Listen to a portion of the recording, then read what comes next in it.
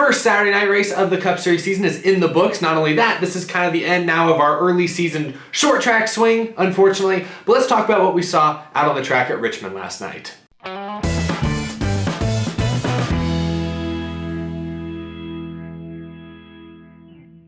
How's it going, you guys? My name is Eric and welcome to Out of the Groove. I know it's a Sunday afternoon, evening for most of you watching this. Unfortunately, I was out of town this last weekend. I'll get to that. You'll see a video tomorrow. I was at a World of Outlaws race up in North Texas. So my first ever experience watching those sprint cars go around. It's gonna be really exciting. I'm excited to share that full video with you guys probably tomorrow. But anyway, I was out of town this weekend, so I just got back into town earlier today. That being said, I was still able to watch most of the Cup Series race Saturday evening. I watched pretty much the entire second half of the race. So because I didn't get a chance to watch the entire thing, I relied on a lot of you guys' comments on Twitter, which I will be referring to in a moment. So you guys are gonna get to be a part of today's show. Also, before we get started, I want to shout out the shirt I'm wearing here, the Chairgating podcast, a part of Belly Up Sports. I was on an episode of that podcast very recently, talking about all things NASCAR, all the recent news these days from the last week or two. So go check it out, look it up, Google it, Belly Up Sports Chairgating podcast. I've been on a couple episodes of that show now. Really cool show, really fun to be on there. So check that out if you want to hear me talk about more NASCAR related things. All right, but aside from that, let's talk a little bit about Richmond. Like I said, I was not able to watch pretty much the entire first half of this race. I kept up with some of it on Twitter, but the second half of the race, including that very exciting finish, I must say, I was able to watch. So usually I would jump in, I would kind of give you guys my thoughts on the race, but this week, because I wasn't able to watch the full race, and I saw a lot of varying comments on Twitter and on social media, I wanted to give you guys on Twitter the chance to share your opinions, and I'm going to show them off right here live on the show. I asked you guys on Twitter earlier today. My Twitter is at EricEstepp17. Give me a follow if you're not following already. I asked y'all for your opinions of the race yesterday, and I'm gonna read some of the responses. First half, while not awful, was typical Richmond. Second half was hard fought and produced a great finish. By Richmond standards, this was a great race. First half was typical Richmond. The Kyle Busch penalty made it more exciting than it was. The second half went above expectations. Solid racing and a memorable finish for 2019 standards. First 2/3 a turd, last 30 laps a classic. Solid 7 out of 10. So from those tweets and a few others, as you'll see, the vibe I'm getting is that the first half of this race, maybe the first 2/3,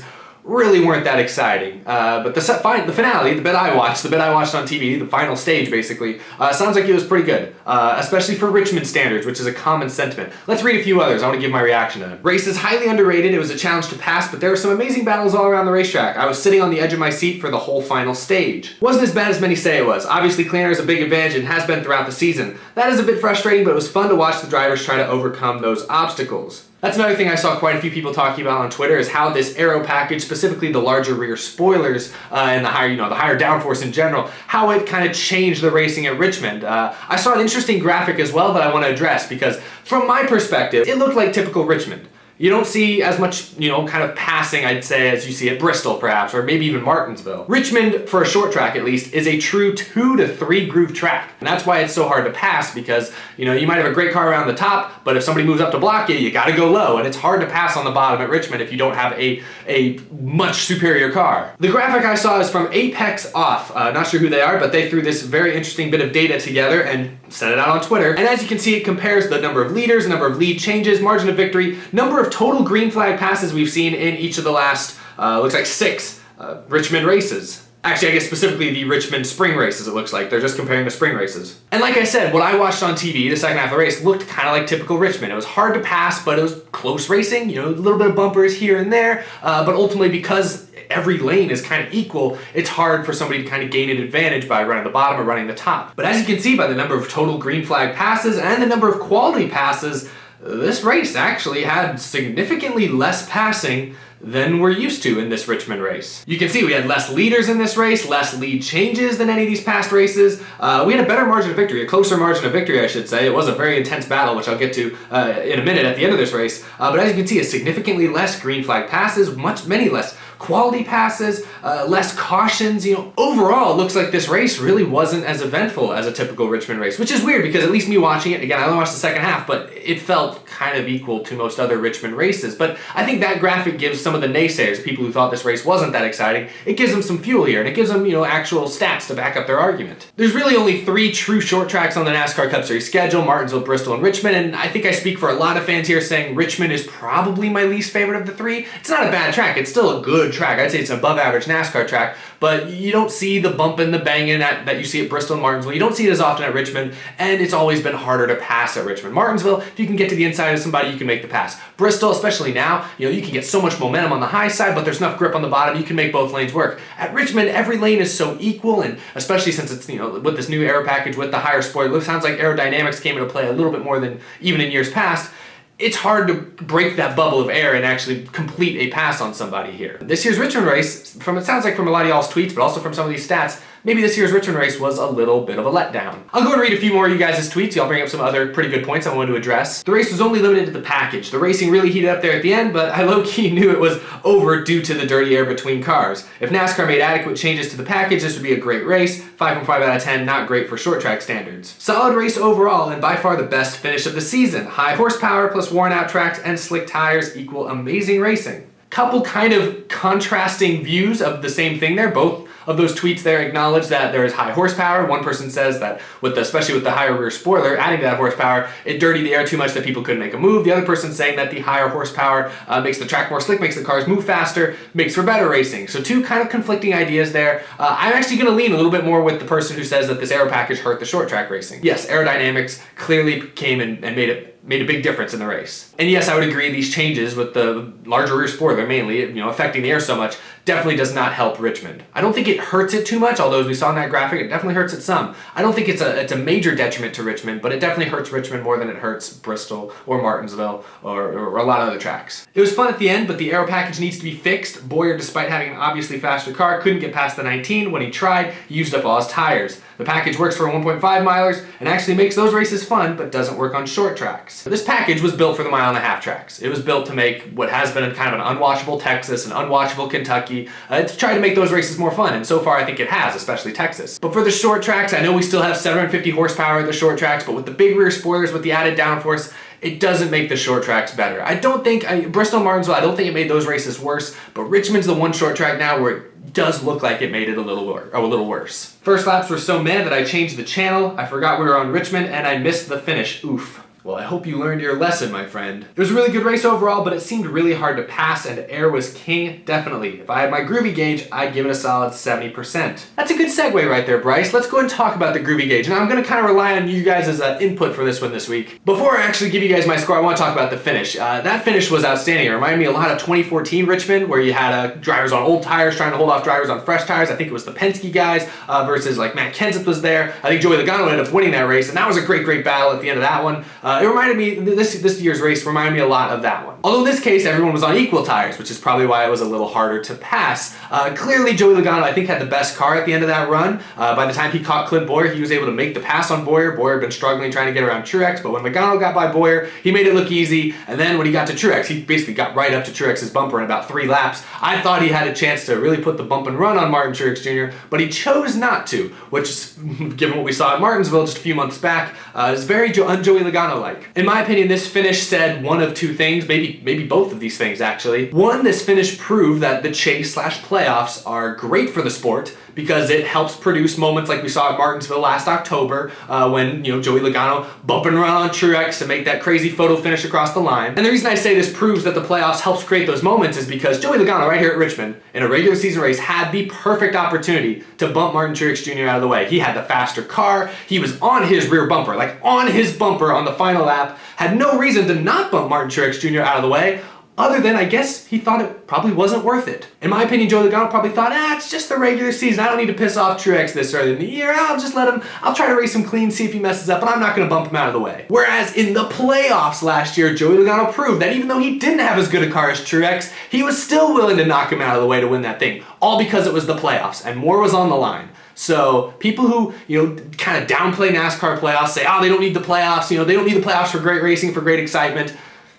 I would say not so fast. Obviously, we can have great finishes and bump and runs without the playoffs, but it shows that I think the playoffs definitely add to the drama factor that we like about NASCAR. Oh, but Eric, it's manufacturing the drama. It's all fake. It's all arbitrary. It's just because of the way the points work, blah, blah, blah. Everything about NASCAR, everything about every sport is arbitrary. If we went back to the full, 36 race season where every race matters and we have no playoffs, technically that's still arbitrary. The way we calculate points in NASCAR, the way we judge first, second, third, and assign them points values, that's all arbitrary. We can make it up however we want. We can make each position worth however many points we want, and it would all be arbitrary. So I don't want to hear that the playoffs manufactures drama. We want drama, right? We like when drivers bump into each other. We like it when they get mad at each other. Martinsville, a lot of people seem to love watching Martinsville last October. We want that, right? So why do we care what format brings us that type of racing? Anyway, all I can say is after watching Richmond last night, it proves that the playoffs, the addition of the playoffs, brings out the most aggressiveness we see in these drivers. Now the other argument to be made perhaps is that maybe Joey Logano has had a change of heart.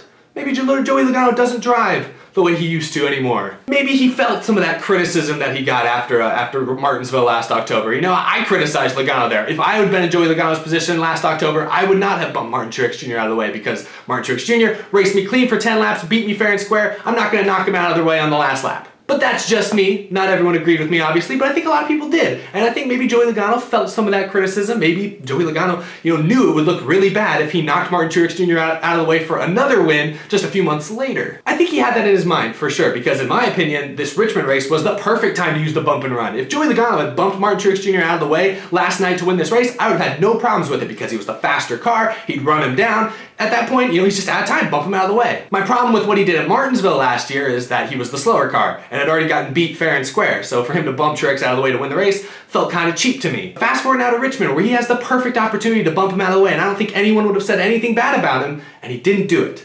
Why did Joey Logano not bump Martin Truex Jr. out of the way on the last lap last night? Honestly, I think he just had change of heart. I think he knew that if he bumped Martin Truex Jr. out of the way there, Martin Truex Jr. has another 25, 30 weeks left of this season to get him back. And I don't think Joey Logano wanted to test Martin Truex Jr.'s temper. I think both of those things were kind of at play here. Honestly, the psychology of what must have been going through Joey Logano's head those last few laps was one of the most interesting things about that last lap battle. Besides, obviously, the multi-groove racing, the side-by-side, the little bit of contact here and there. It was all great racing. You had a 4-car battle. I think 4 cars all finished within a second of the lead at the end of that race after a long green flag run. It was a great finish. Outstanding. But yeah, the most interesting thing to me was seeing how Joey Logano kind of didn't decide to bump Truex out of the way. Really was kind of surprised by that. Anyway, sorry, I was gonna get to the Groovy Gauge here. Got off on a little bit of tangent, but yes, the Groovy Gauge, again, I'm gonna kind of rely on you guys' input. Sounds like the first half of this race was okay. It was just all right. Second half of this race, specifically the last 70, 80, 100 laps, at least in my opinion, was pretty fantastic. I'm going to give Richmond a solid 65% on the Groovy Gauge, maybe lowballing it just a tiny bit. But again, I kind of feel bad that I didn't watch the first half of this race. I feel like I only watched the good part of this race, so I feel like my view is completely biased here. But I think a 65% seems pretty in line with what a lot of the other people have said. Still a good overall NASCAR race. Maybe average for a short track, especially a short track Saturday night, which we love to get excited about. Again, I don't think Richmond's the best short track on the schedule. I think I would still put it third behind Bristol and Martinsville, so I don't always come into Richmond with the same level of expectations that I show up to Bristol with. But overall, I think this Richmond race probably should have matched most people's expectations. It was good, not amazing, but pretty good. Solid race. Anyway, yeah, I talked about all that a lot more than I meant to. Let's go and look at the top finishers, because I haven't really talked that much about the winner, and we'll talk a little bit about point standings as well in this one. Martin Truex Jr. gets his first win with Joe Gibbs Racing, continues. We're now, 9 races into the year, and it's all been Joe Gibbs and Team Penske. And who do you see at the top of the pylon there? Gibbs and Penske. Just last week, I was starting to think that, hey, maybe something's up with Martin Truex Jr. and that 19 team. They've run well this year. They've been consistently, in the top 10, but they haven't really been leading laps the way Kyle Busch or Denny Hamlin has, or heck, even the way Eric Jones did. Like, Eric Jones led laps at Texas and Bristol. So I thought maybe something's off with Martin Truex Jr.'s team. Well, they put any of those doubts to rest this weekend. Had one of the best cars, and Truex drove the wheels off that thing, those final 50 laps or so, to get his first ever short track victory. Well earned, well deserved.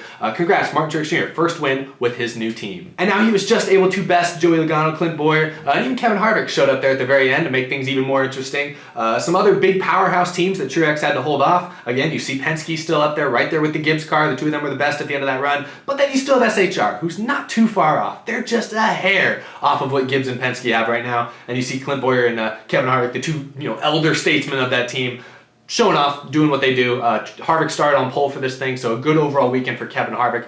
he has not shown the dominance that we saw last year, but he still looks very good, and I think he's just knocking on the door of getting his first win as well. Denny Hamlin, top 5 at his home track, great at the short tracks.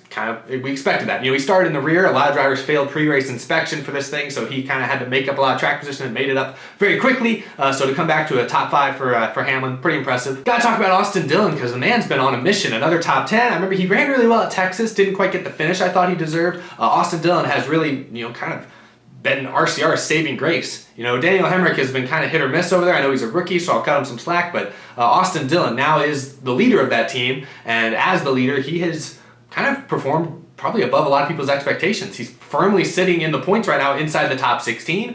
A pretty good start to this year for Austin Dillon, so props to him. More Penske and Gibbs, Keselowski and Kyle Busch. Always surprising to see Kyle Busch outside the top 5, especially at Richmond, the track that he won at both times last year, both Richmonds last year. Kyle Busch found victory lane.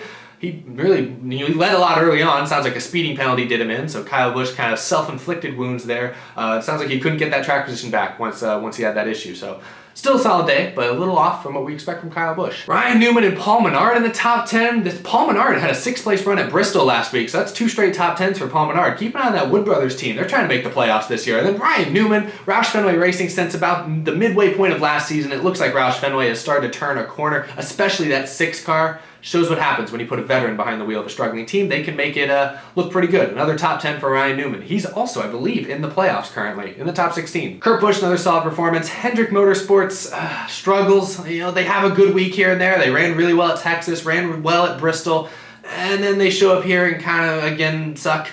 Not sure what to say here. At least they're all consistent. They're all there in 12th to 17th, so at least, they're all kind of equal to each other, so I don't know. I don't know what else to say about Hendrick at this point. I don't know what to think about them. They go from great to mediocre week to week. I don't know what to think of them. Eric Jones, 14th. There's been a lot of talk about with Christopher Bell tearing it up in the Xfinity Series. Who's he going to replace next year? Is he going to step in and replace a guy Joe Gibbs Racing? A lot of people look at Eric Jones, and I just kind of think that's unfair. Last 2 weeks, Eric Jones has had great race cars at 2 of his best tracks, Bristol and Richmond, and both times his pit crew or his race team has completely let him down. Last week at Bristol, they had 2 loose wheels, not Eric Jones' fault, but killed what was otherwise going to be a great finish for him. He led laps. And then at Richmond, the team failed pre-race inspection, so he had to start in the rear, lost his 2nd place starting position that Eric Jones earned, and then during the race, they had an issue on a pit stop early in stage 3 that cost him all the track position he'd made up from starting in the rear. So Eric Jones, he's being let down by his team, guys. I don't think Eric Jones is like a championship level driver yet. I think he has that potential one day. I think he has the potential to be as good as Chase Elliott, Ryan Blaney, Kyle Larson, all them. He's just not quite there yet. But right now, I feel like his team is letting him down more than anything. When Eric Jones came over to Joe Gibbs Racing, Jason Ratcliffe, who'd been the crew chief for Matt Kenseth in that car for several years, won a lot of races, they put Ratcliffe down in the Xfinity Series and brought Chris Gale, who had only had 1 year of experience over at Furniture Row with Eric Jones, they brought him over to that 20 car. And I don't know that Chris Gale is a bad crew chief. I don't think he's a bad crew chief at all. I think obviously they have the good resources over there that Joe Gibbs Racing has. But I don't think that team is as good as they were during the Kenseth years. Before we all act like Eric Jones is a bust, he's having a terrible season, because I think he's outside the top 16 in points right now. Before we act like that, I think we need to realize that it's the team more than it is Eric Jones. That being said, Joe Gibbs has said recently that he plans on keeping both Jones and Christopher Bell in the JGR stable in the future. I don't know how he's going to work that one out. So maybe Bell or maybe Jones's job isn't quite as in jeopardy as we might think it is, but still, just wanted to make that clear, because I follow Eric Jones pretty closely, and I don't think he deserves a lot of the criticism he's been getting. Stenhouse, it's kind of sad that he's not nearly as good as Newman is right now, because up until this year, that 17 had been better than the 6. You put a veteran in that 6 car and it maybe shows the issues Stenhouse has. Suarez came pretty close to extending his top 10 streak, but he sped on pit road late in that race, fell back to 18th, and then the 2 rookies round out the top 20, so that rookie battle is still pretty interesting. But now, we've seen the top 20 finishing results. Also, you don't see here mentioned, but DNFing for like the 3rd week in a row, it almost feels like, was Kyle Larson. I missed it early in the race. Apparently he cut a tire down, wrecked out. This is, I think, the 3rd race in a row. He's hit the wall in maybe the 4th race? I think it's the 3rd race in a row. Cut tires aren't always Kyle Larson's fault, but like last week at Bristol, he wrecked himself and William Byron. Kyle Larson is off to a terrible start this year. And with that being said, let's transition to looking at the point standings right now, the playoff grid. Remember, top 16, make it into the playoffs at the end of September. So let's take a look at that right now. You can see here, obviously, the drivers in bold have at least one win this year, which means they're virtually locked into the playoffs. But you can see these other drivers, how they line up currently. Still only, like a third of the way through the regular season. Notably, Kurt Busch solidly up there in the top 10 after a great start to this year. You can also see Ryan Blaney, although he doesn't have a win the way his other Penske teammates do, he's been very, very good as well this year in the top 10. Chase Elliott even, still keeping things respectable for Team Hendrick so far on the point standings front. Notable Daniel Suarez, who has not made the playoffs yet in his young career, currently sitting there 12th. Pretty solid start. Like I said, he had 3 straight top 10s before this 18th place run at Richmond, so hopefully that 41 team and Daniel Suarez can continue to be consistent. Jimmy Johnson up there in 13th. He's had some good runs this year. Texas was good, Bristol was good, even here at Richmond. Solid top 15 finish. Jimmy Johnson, if he can just start to get some more top 10s, more top 5s, he can be solidly in the playoffs by the end of this regular season. Austin Dillon, I already talked about him a little bit. Very consistent this year. I told you guys at the beginning of the year that I think Austin Dillon is going to point his way into the playoffs this season. Last couple times he's made it, he's kind of had to rely on lucky wins to get in. I think he's going to point his way in this year, and so far he's backed me up on that. Run pretty well. Ryan Newman solidly there in the top 16 as well, near the bubble, of course. Paul Menard right there on the bubble, and like I mentioned a minute ago, Eric Jones is currently the first guy out of the playoffs.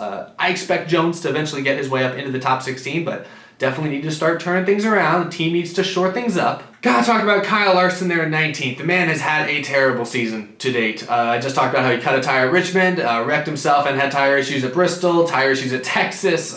He's just had a ton of problems. And I don't think it's all been Kyle Larson. I think it's been that team a little bit. But when you look at Kurt Busch, his teammate, you look at what he's done and you look at how far Kyle Larson has fallen, I'd be concerned if I was Chip Ganassi or if I was really just a Kyle Larson fan in general. I don't think this aero package suits Larson's driving style. He's used to the higher horsepower. He comes from sprint cars. High horsepower, sliding all over the place. This current aero package kind of takes away from some of that. So I don't think Larson is a big fan of this current aero package, sure, but he shouldn't be making some of the mistakes he's been making. 19th in points right now. He's behind Newman. He's behind both Roush cars right now. He's behind both Roush cars.